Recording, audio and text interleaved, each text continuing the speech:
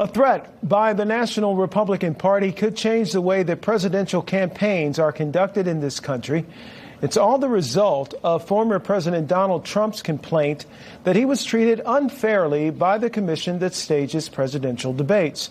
Spectrum News correspondent Torian Small now with more from Washington.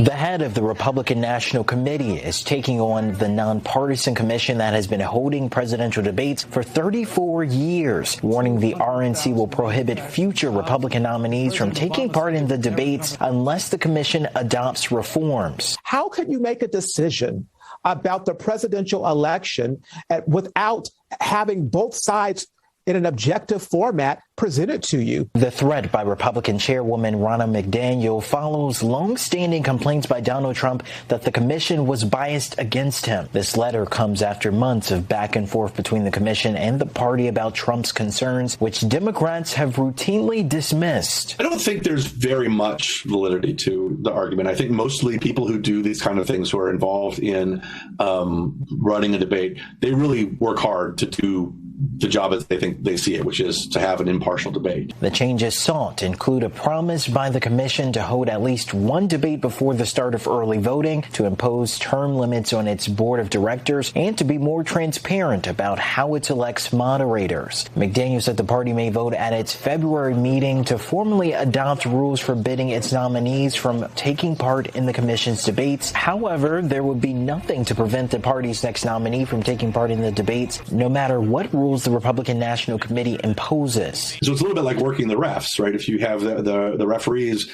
believing, if you have the referees themselves believing they're not being fair, then they will try extra hard to help. Is this an issue of Trump? Is this about Trump? I mean, it's hard to know for sure if it's just about Trump.